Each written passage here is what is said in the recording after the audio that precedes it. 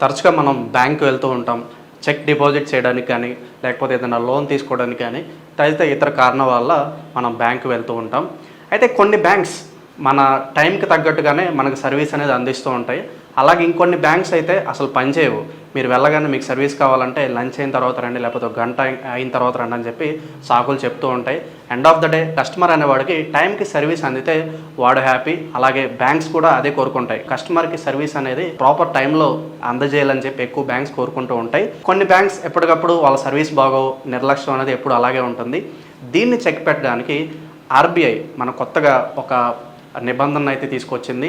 అదే మనం చూసుకున్నట్లయితే ఇక్కడ మనకి బ్యాంకింగ్ అంబుడ్స్మెన్ అనే ఒక నిబంధన తీసుకొచ్చింది. సో దీని ద్వారా మీకు బ్యాంక్ నుంచి వాళ్ళ సర్వీస్ త్వరగా రాకపోయినా, లేకపోతే ఏదైనా అధికారులతో మీకు ప్రాబ్లం ఉన్నా, మీ సర్వీస్ అనేది త్వరగా మీకు టైంలో అందుబాటు అవ్వకపోయినా, మనం ఈ బ్యాంకింగ్ అంబుడ్స్మెన్ దీన్ని యూజ్ చేసుకుని డైరెక్ట్గా రిజర్వ్ బ్యాంక్కి ఈ ఫిర్యాదు చేసే అవకాశాన్ని మనకి ఇక్కడ ఆర్బీఐ మనకి ఇక్కడ తీసుకురావడం జరిగింది. ఒకసారి బ్యాంకింగ్ అంబుడ్స్మెన్ అంటే ఏంటి ఒకసారి ప్రాపర్గా మనం తెలుసుకునే ప్రయత్నం చేద్దాం.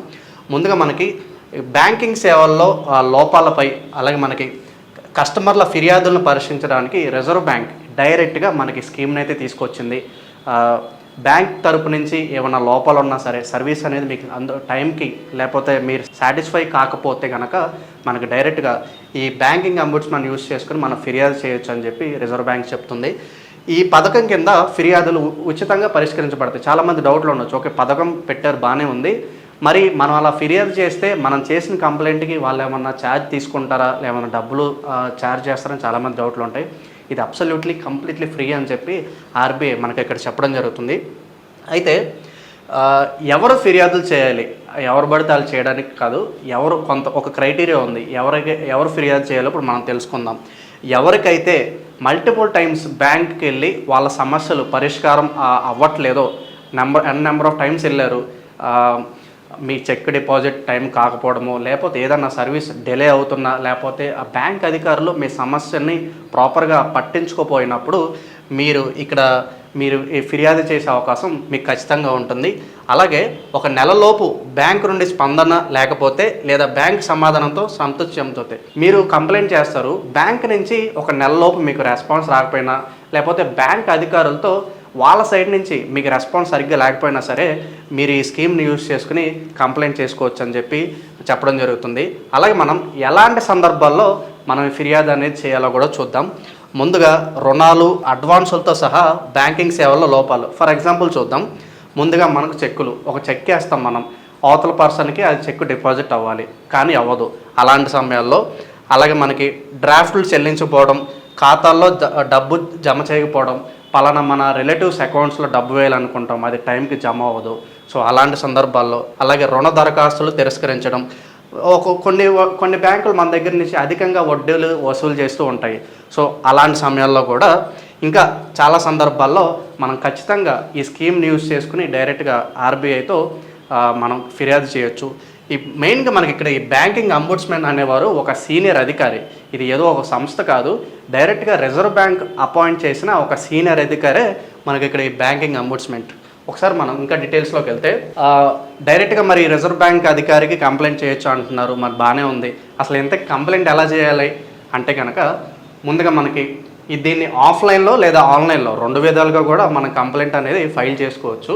సో మెయిన్గా ఫస్ట్ ఆన్లైన్లో ఫిర్యాదు చేయాలంటే కనుక bankingambudsman.rbi.org.in ఈ వెబ్సైట్లోకి వెళ్ళి మీరు ఏదైతే సమస్య ఫేస్ చేస్తున్నారో, మీకు చెక్ డిపాజిట్ అవ్వలేదా, లేకపోతే మీకు ఏదన్నా బ్యాంక్ తరపు నుంచి ఏమన్నా ప్రాబ్లం ఉందా, మీ సమస్య ఏదైతే ఉందో ఇక్కడ మనకు ఆన్లైన్లో అక్కడ ఫిర్యాదు చేసుకోవచ్చు.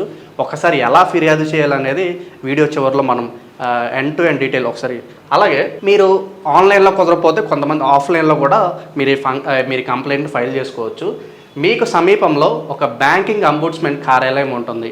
డైరెక్ట్గా మీరు ఆ కార్యాలయంకి వెళ్ళి మీకున్న ప్రాబ్లం వాళ్ళ దగ్గర చెప్పొచ్చు. అలాగే దీని పరిష్కారం ఎలా ఉంటుంది, మీరు కంప్లైంట్ చేసినా సరే అవతల పక్కన నుంచి మీకు రెస్పాన్స్ రావాలి. ఆ రెస్పాన్స్ అనేది ఎలా ఉంటుంది, బ్యాంకింగ్ అంబుడ్స్మెన్ ఫిర్యాదును పరిశీలిస్తాడు. మీరు ఏదైతే కంప్లైంట్ చేస్తారో ఒకసారి ఆ ఫిర్యాదు అది కరెక్టా కాదా, నిజంగా మీకు బ్యాంక్ నుంచి ఆ సర్వీస్ అందలేదా ముందనేది తను చెక్ చేయడం జరుగుతుంది. అలాగే పరిష్కారాన్ని మీకు ఒక న్యాయవాది ఇవ్వడం జరుగుతుంది. మీరు ఏదైతే ప్రాబ్లం ఫేస్ చేస్తున్నారో దానికి రిజల్ట్ ఒక న్యాయవాది మీకు రిజల్ట్ అనేది ఇస్తాడు. అలాగే ఈ మీకు వచ్చిన రిజల్ట్ ఏదైతే ఉందో అది బ్యాంక్ యొక్క పాలసీలు అలాగే కొన్ని నామ్స్ ఉంటాయి బ్యాంక్కి సంబంధించి, దాన్ని ఎక్కడా కూడా బ్రేక్ చేయకుండానే బ్యాంకింగ్ నిబంధనల ఆధారంగానే ఆ తీర్పు అనేది మీకు ఉంటూ ఉంటుంది. ఒకసారి మనం ఎలా ఫిర్యాదు చేయాలి, ఆ వెబ్సైట్లోకి ఎలా వెళ్ళాలి, మీకున్న సమస్య లేకపోతే మీరు చెక్ విషయమా లేకపోతే రుణాల విషయంలో అసలు ఎలా కంప్లైంట్ చేయాలనేది ఒకసారి మనం చూద్దాం. సో ఇది మనకి మెయిన్ ఇంటర్ఫేస్ ఎలా ఉంటుంది. సో ఇక్కడ మీరు చూసుకున్నట్లయితే Reserve Bank of India direct website ఇది. సో ఇక్కడ చూడండి కంప్లైంట్ సెక్షన్ ఉంది మనకి. ఇక్కడ మనకి lodge a complaint against specific regulated entity. మీరు ఏదైతే ప్రాబ్లం ఫేస్ చేస్తున్నారో దానికి సంబంధించి కంప్లైంట్ ఇక్కడ ఇవ్వండి అని చెప్పి ఇక్కడ మనకి క్లియర్గా ఉంది.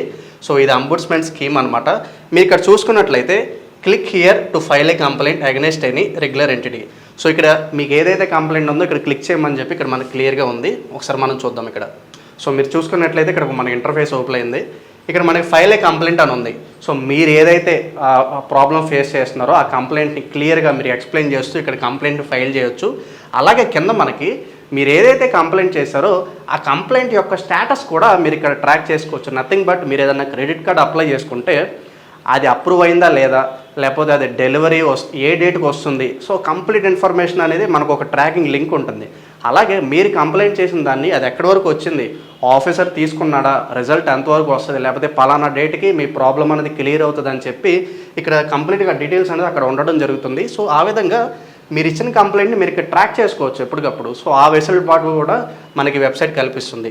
సో ఒకసారి మనం ఫైల్ ఏ కంప్లైంట్ మీద క్లిక్ చేస్తే కనుక మీరు ఇక్కడ చూడొచ్చు క్యాప్సా ఎంటర్ చేయమంటుంది. సో ఇక్కడ మనం క్యాప్సా ఎంటర్ చేసి ముందుకు వెళ్ళే కొద్దీ ఇక్కడ క్లియర్గా మీకు అర్థమైపోతుంది మీరు ఏ ప్రాబ్లం ఫేస్ చేస్తున్నారు అనేది క్లియర్గా ఇక్కడ మెన్షన్ చేసినట్లయితే మనకి బ్యాంకింగ్ అంబుడ్స్మెంట్ అనే స్కీమ్ ద్వారా రిజర్వ్ బ్యాంక్కి సంబంధించిన ఒక సీనియర్ అధికారి మీ ప్రాబ్లమ్ని రెక్టిఫై చేసి వితిన్ చాలా తక్కువ షార్ట్ స్పాన్ ఆఫ్ టైంలోనే మీ సమస్య ఏదైతే ఉందో దానికి పరిష్కారం అనేది ఖచ్చితంగా వచ్చేసింది.